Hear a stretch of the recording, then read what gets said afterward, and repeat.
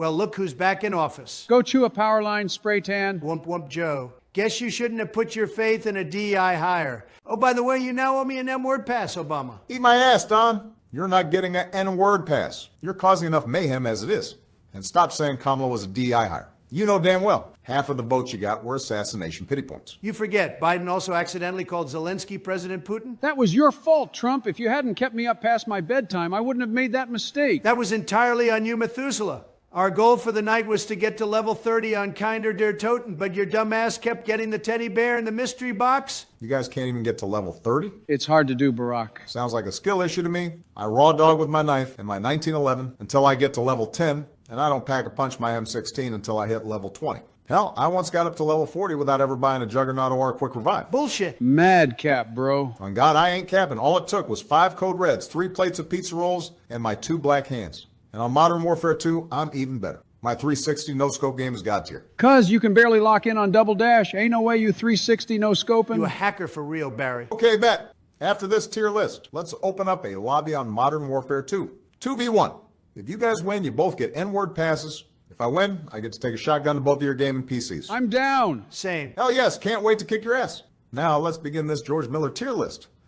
First up is the classic exploitation movie, Mad Max. Easy A tier. I agree with you 100%, Barack. This movie is so goddamn overrated, and so is half of the Mad Max franchise. Are we really doing this Donald, are already? you trying to get a rise out of me, or are you just retarded? I'm neither, Joe. The Mad Max franchise only has 2 decent movies in it, and the rest are either boring, unnecessary, or stupid corny. So you're admitting that you're retarded? It would definitely explain his reasoning for renaming the Gulf of Mexico. Don't dead name America's Great Gulf, Obama. Fuck you, nigga. I'm gonna dead name that shit until George R.R. Martin releases The Winds of Winter. That fat fuck needs to be force-fed some Adderall. The lazy bastard makes our legislative system look expeditious. That's not a real word, Joe. Yes, it is, Donald. You're just too fucking retarded to know it. Facts. Go play some Scrabble, retard. I hate both of you. Womp womp. Now back to Mad Max. This movie is fantastic. It's one of the best feature debuts I've ever seen. The stunts and car mayhem are simply incredible, and the story is a poignant warning about walking on the tightrope of good and evil. I also love how this movie feels so gritty and dirty, while not really being all that explicit. Sure, there's a few blood squibs and some partial nudity, but all the truly disturbing violence is left to the audience's imagination. Heck, the movie is so PG, I don't even know if they say the F word in it. That's really impressive. I wish more writers would do that. I don't know about you guys, but I got really sick and tired of hearing the word fuck while watching Enora. Fucking same. No script needs to have 476 fucks in it. Yeah, in my opinion, people who use fuck in every sentence are just fucking lazy and fucking bad writers. Fucking facts. I fucking agree with you, Joe. Fuck those shitty writers. Yeah, and while we're venting about shit, fuck people named Eric. Not only is Eric a fucking gay-ass name, but every single Eric I've known have been fucking shitty-ass writers who can never get their work done on time. Yeah, fuck Eric. Yeah, fuck Eric. I've never met a good Eric in my fucking life. Even your own fucking son? Especially not my fucking son. Hell, he might be the worst one. Fuck. Well, with all those fucks out of the way, what would you rate it? I can't give this movie more than a B tier. It's stupid boring. No, it's not. Joe, you can skip 2/3 of the movie and you'll still get the gist of the story. The movie begins and ends great, but the middle is nothing but weird Australian people talking funny. Well, you can always watch it with the American dub. Wait, what the hell do you mean? The American dub? They're already speaking English. Dude, I ain't shitting you. Look it up. They dubbed the movie with American actors so retards like you could understand the story. Oh, that's nice of them. Hey, wait a minute. Dude, I swear you have the intelligence of a goldfish. And bullshit. There are plenty parts in the middle that are interesting. Toe Cutter steals every scene, and Johnny Boy is the proper amount of annoying without ever going full Jar Jar. I'm sorry, but it's going in A tier. Yo, don't disrespect my nigga Jar Jar. He a fucking G. Oh, fuck! Oh, fucking hell. God damn it, yay. What the hell are you doing here? I was taking a break from going DEFCON 5 on the Jews, but wasn't in the mood to jerk my cock, so I broke into your gay-ass server instead. Donald, every idiot in the world is able to break into your server. Who the hell is in charge of your cybersecurity? The fucking engineers at Yahoo? Sadly, yes. They gave me the best estimate. Yo, who the hell is this old white man you guys talking about? George Miller? The fuck has this faggot honky made? He made the Mad Max franchise, you fucking casual. And also Happy Feet. Wait, I've seen those movies. Fuck it. Give me them controls. I'm fitting to take over this tier list. Yo, what the hell? Yay, please stop. You don't know what you're doing. Yay, don't please. You'll hurt our subscribers' feelings. Fuck your faggot-ass subscribers. Most of them are corny white boys who simp for that homo-Jewish bitch Spielberg. They goon all over Schindler's List, but got no respect for Leni Riefenstahl and her masterpiece Triumph of the Will. God, I miss the old Kanye. Eat my ass, Donald. You betrayed me worse than Virgil. You and me was kings, nigga. But now you fucking with Shapiro? Fuck you. You had this coming ever since you stopped following me on Letterboxd. Dude, I had to. You were posting porn. Yeah, and as for your shitty Letterboxd, you gave the opening of Misty Beethoven 1 out of 5 stars. Gooner, that's straight up ignorant. Shut the fuck up, cracker. It's still less ignorant than y'all's ranking of The Social Network and Batman Begins. God, are we ever going to hear the end of that? Okay, first off, Mad Max is overrated to high hell.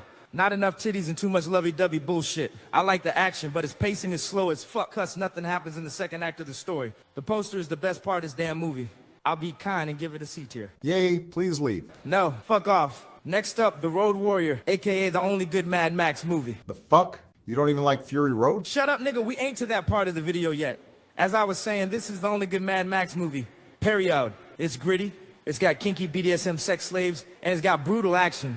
The only thing that would have made it perfect is my musical genius. I'm giving it an A tier. Huh. I don't agree on the last part, but that's mostly an okay take. Just wait. He usually says something stupid afterwards. Beyond Thunderdome is going into F tier.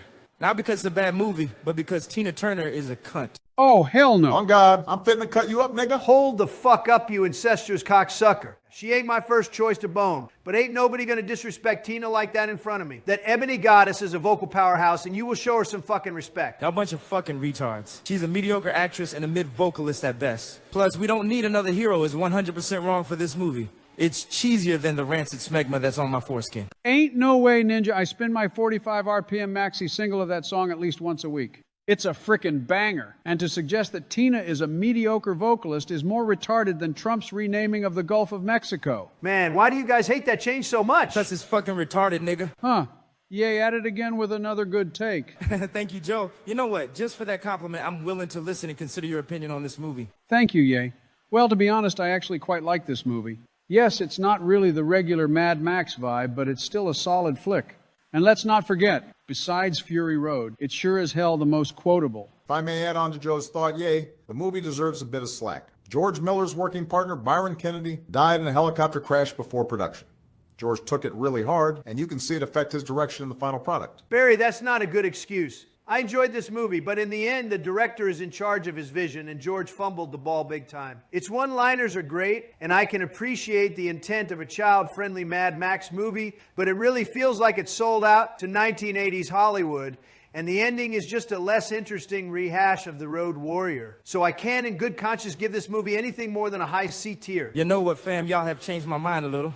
This movie ain't too bad, and I no longer hate Tina Turner. She overrated, but she ain't a cunt. I say we give this movie a C tier. I can actually agree with that. I don't like it, but I'll live with it. Okay, KK, into C tier it goes. Now onto his next movie, The Witches of Eastwick. Yo, I'm gonna be real, I've never seen this. I don't think most of our audience has either. Oh, who knows? The cinephile incels who watch our videos might have seen it.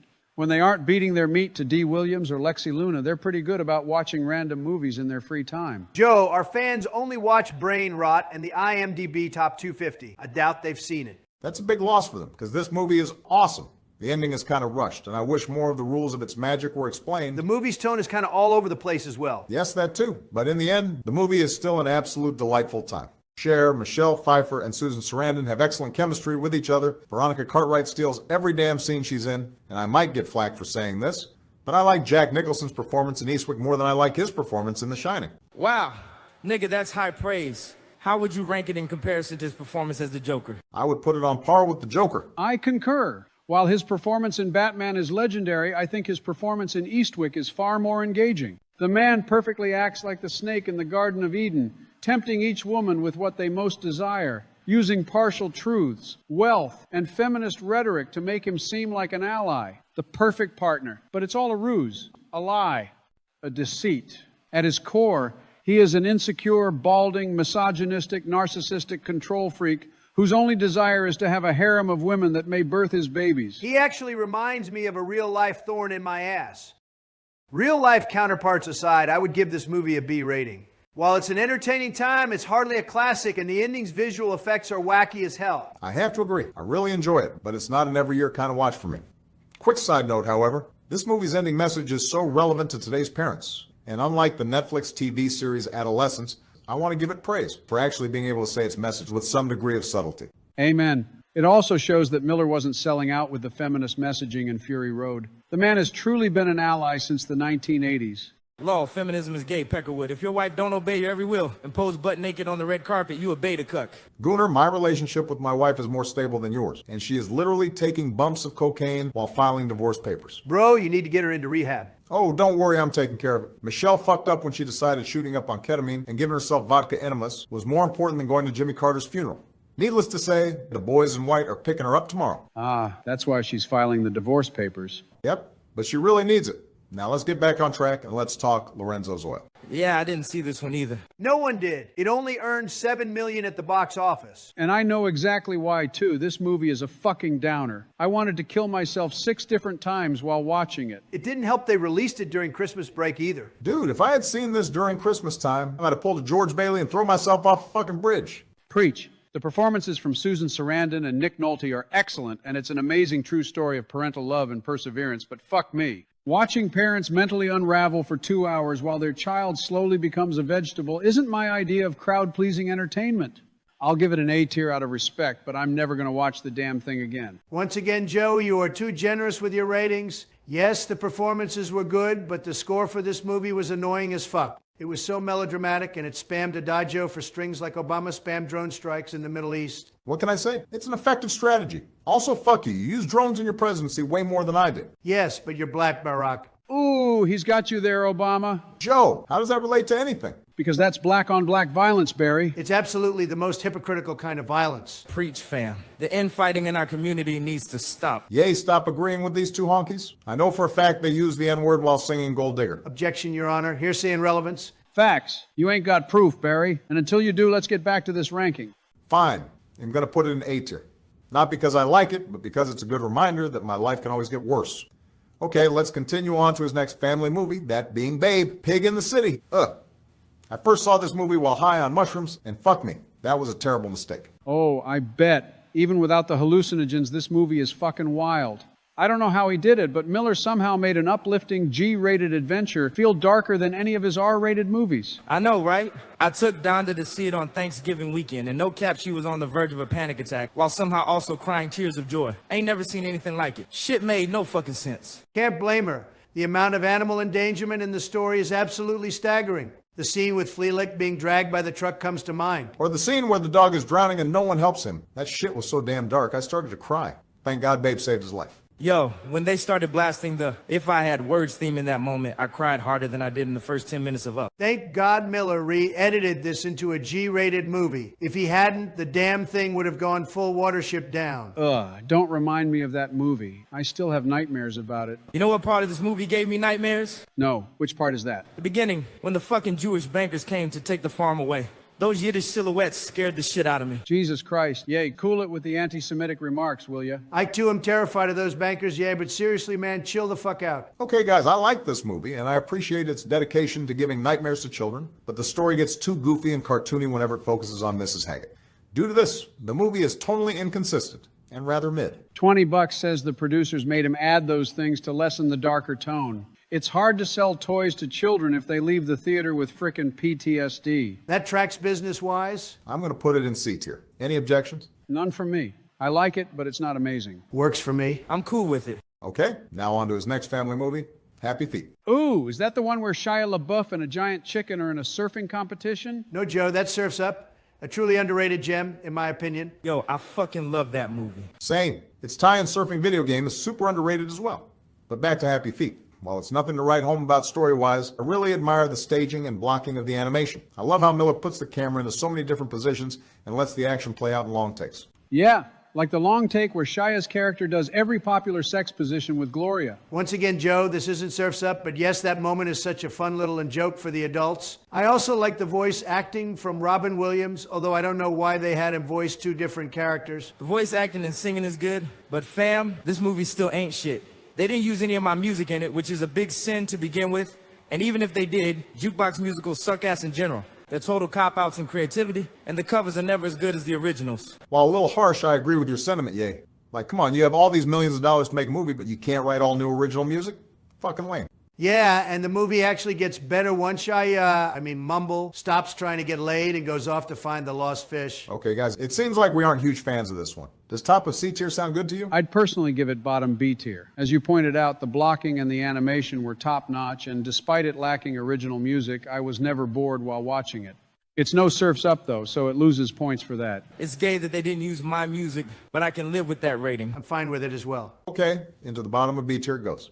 Now onto its fucking pointless sequel, Happy Feet 2, with the worst main character in the world, Eric the Penguin. Really?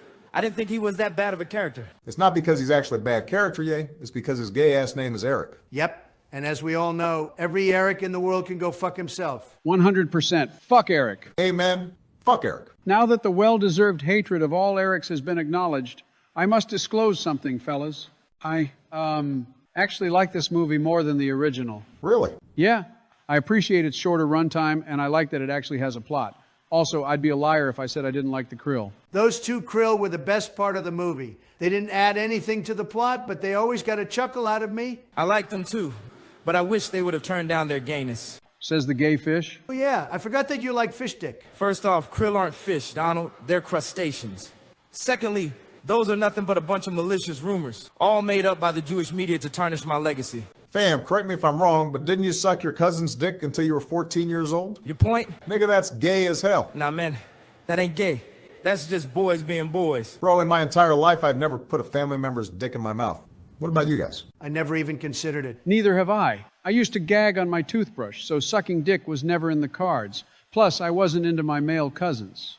Wait, so did you ever? Yay, pouring salt onto slugs is boys being boys. Sucking cousin dick is debauched faggotry. Exactly. Yay, just come out of Davy Jones's closet already. We don't mind that you're a gay fish. God damn it, I'm not a gay fish. Whatever you say, Tinkerbell. Okay, guys, back to it.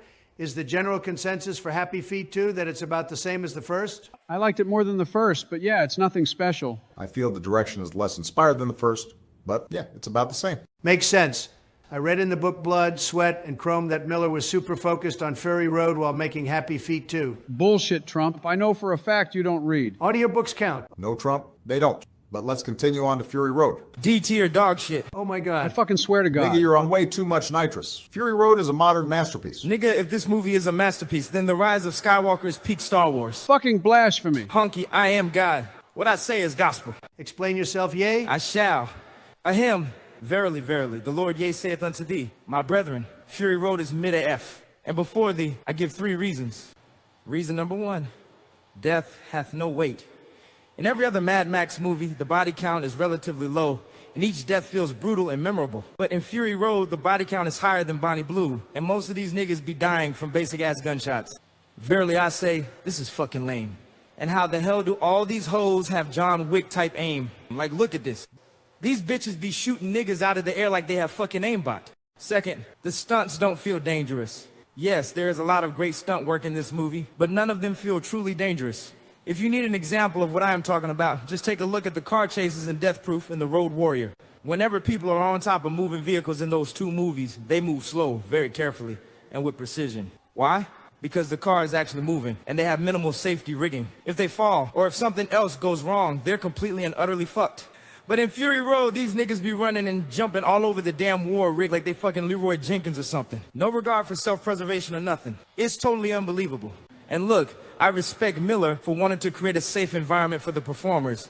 Safety should always be the top priority. But the man forgot to direct and choreograph the actors as if they're actually on a moving vehicle without protection. And the end result is just not believable. And thirdly, and most importantly, they cut out my boy Mel Gibson. We could have got to see an old Max with Gibson's crazy fucking eyes, but instead, we got Mr. Gay-ass Mumblebutt McGee as a replacement. Shit is fucking weak. God damn it, why are those points actually decent? Those are decent points, yay, but you are forgetting all the fucking amazing things that are in this movie. For starters, the cinematography and editing are absolutely god tier. Whenever there is a cut in this movie, the next shot's focus is always on the same spot as the previous shot's focus. Which means, no matter how fast a scene is cut, an average audience member is always able to follow the action. That's just simply masterful. To my knowledge, no movie since has been able to do this. I also reject your analysis of the deaths not being memorable. Sure, since there is a higher body count in the movie, there's going to be more deaths that are kind of mid. That's simple statistics. But there's still a ton in this movie that are ultra kick. I mean, just look at this shit.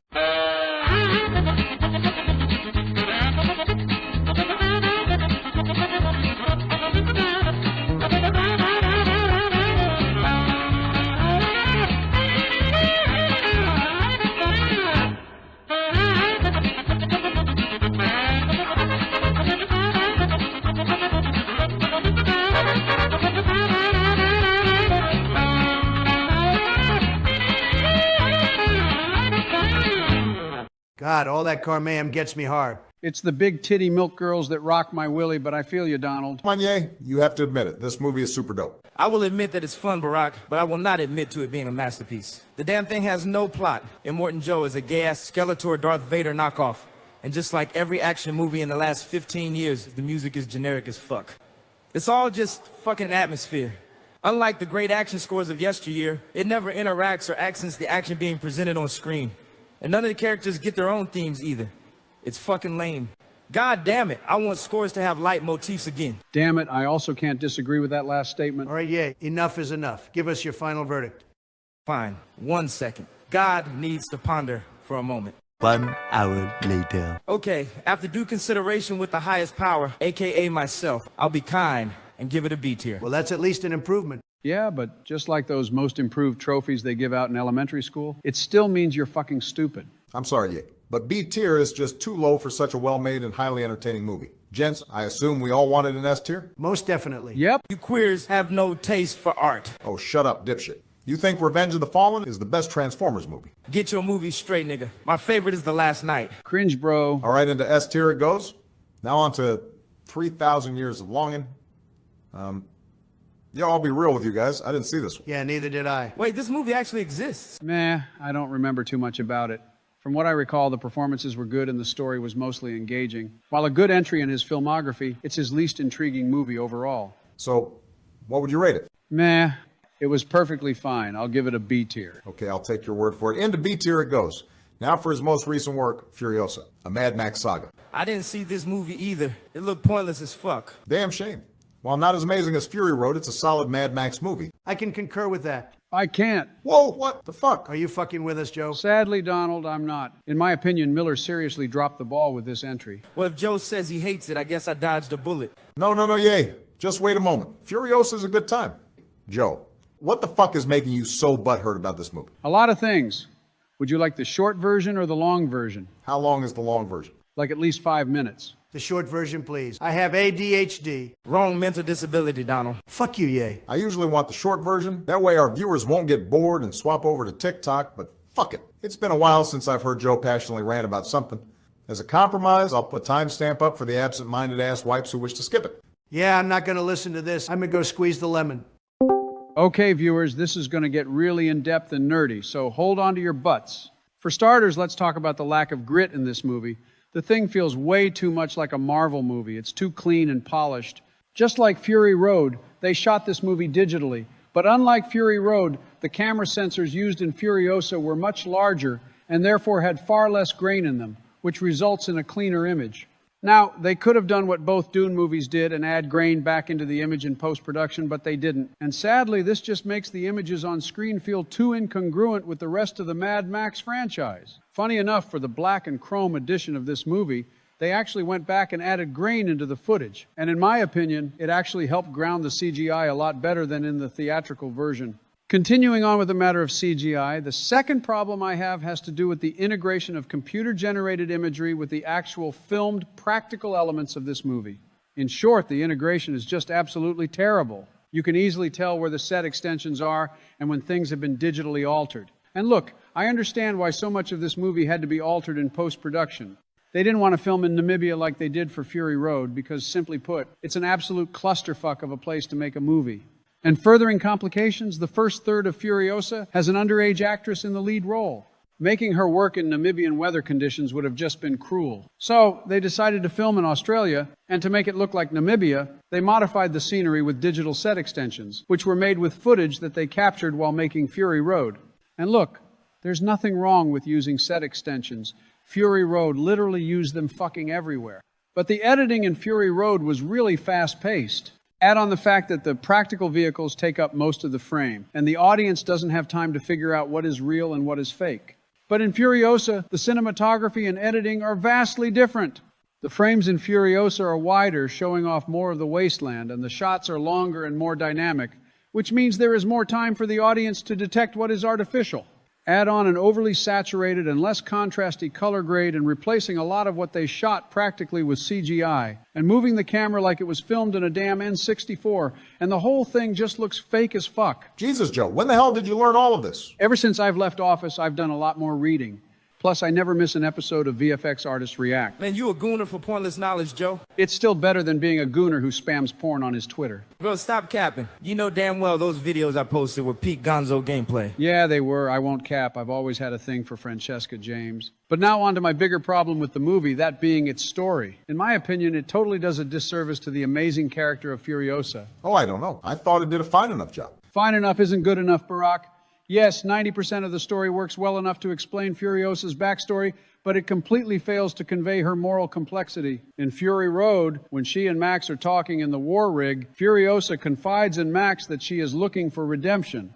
Not only is that a bonding moment for the two characters, but it also explains why Furiosa is able to be convinced to return to the Citadel.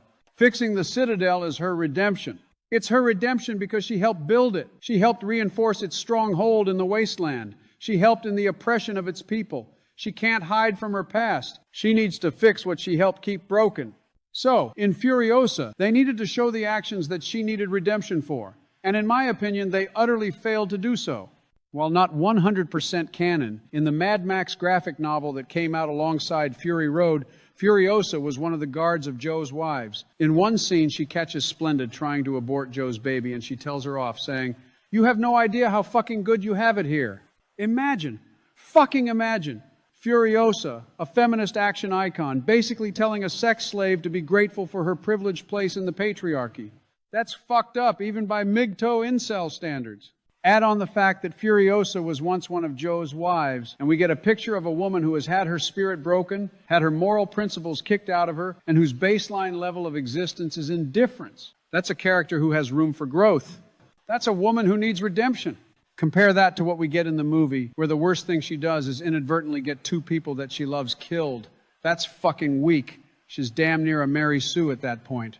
I also hate how Furiosa gets a satisfying way to punish Dementis. Sure, it's poetic, but it goes against the vibe of that world. And it doesn't work for the three-part structure for Miller's second Mad Max trilogy. Huh? What do you mean by a second Mad Max trilogy? Oh boy, time to get autistic. Well, when he was making Fury Road, Miller and his writers came up with backstories for the characters. One of the stories was for Furiosa and the other was for Max. It told the story of what happened to Max a year prior to the events of Fury Road. In Max's story, it would explain why he's more insane and feral than he was at the end of Beyond Thunderdome. And at the moment, Miller is planning on making that into a movie. So, if you really look at the timeline, Fury Road is actually the ending of the trilogy, and it's supposed to be the culmination of both Max's and Furiosa's character arcs. So unless the new movie shows us more of Furiosa and her doing unspeakable acts of cruelty while working for Immortan Joe, her arc as a character is just not satisfying. And her character doesn't fucking deserve that. That's why I hate this movie. It has shitty implementation of CGI with its practical elements, the filmmaking feels too polished and clean, and worst of all, it dares to make Furiosa a simplistic character. And since she is the best part of Fury Road, I say she and Fury Road deserve better. And that's why, Obama, if I'm being generous, I'll give it a C tier. Damn, that kidney stone hurt more than usual. Okay, I'm back. Obama, did Joe have anything enlightening to say? Yes, but I doubt you actually want a summary of it. Right on the money, Barry. So what did you rate it, Joe? I gave it a C tier. Ah, that's some madcap, Joe. I don't love the movie, but it's too well made to give it a C tier. Heck, the performances alone from Anya Taylor-Joy and Chris Hemsworth should at least warrant a B tier. I agree. And while the action pales in comparison to the visceral mayhem of Fury Road, I can't deny it still loads better than most of the bullshit coming out of other modern blockbusters. But what about the lackluster character arc I mentioned? Honestly, dude, her lack of a complex character progression didn't bother me. Not all characters need to be as broken as Max Rockatansky. That was your big gripe. Joe, you should only watch a Mad Max movie for two reasons: the action and the wacky-ass characters. Do yourself a favor, disregard all that character bullshit that you pretend is important, crack a Heineken, and go rewatch Furiosa. It's worth giving it another chance. Well, it's been a pleasure hanging with you wrinkly fuck faces, but unfortunately I gotta bounce. I got an album to produce, a wife to exploit, and a Klansman outfit that I need to bedazzle. Damn, and I thought my days were booked with important meetings. Great. You have fun with that. Bye, yay. Tell your wife I miss her. Will do, nigga. See you next Friday. Wait, how the hell do you know his wife? The man is a self-proclaimed cuckold, Don. How else do you think I know her? Ain't no way you clapping a baddie like that, Joe. Oh, I don't. Yay, and I like to watch Jill and Bianca muff dive while we drink champagne in our cuck chairs. It's a wonderful way to enjoy an evening. Oh, gross. Oh, lick my ass, Don. I know what you did with Bubba while on Epstein's sex island. Lord is my witness, Joe, I didn't diddle any kids. I was there because Jeff had a mint condition 70mm print of Lawrence of Arabia. And fuck you! That thing with Bill was a one-time thing. And you know damn well we were both blackout drunk. Well, you better hope no one finds out you were on that island, Don. I fucking love you, bro, but I ain't gonna stand by your side if that shit becomes public. Fuck, I'm already gonna have it bad enough once the press learns I put Michelle into rehab. Yeah, I wouldn't be able to stand by you either, fam. The manager at my local AMC already hates that I hang out with you, and if I stood by you in that big of a scandal, he'd totally take away my A-list membership. Well, what's the likelihood of that info being leaked to the press anyway?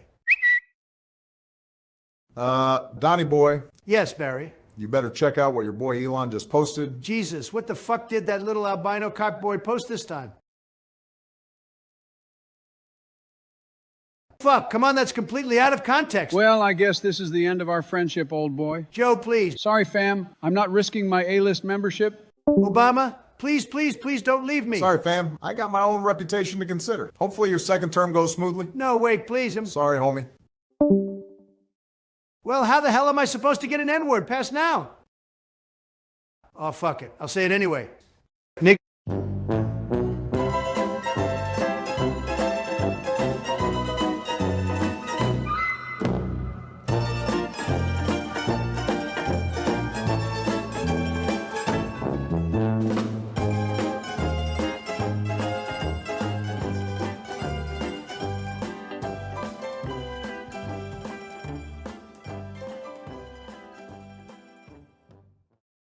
And then, goddamn it, I'm not a gay fish.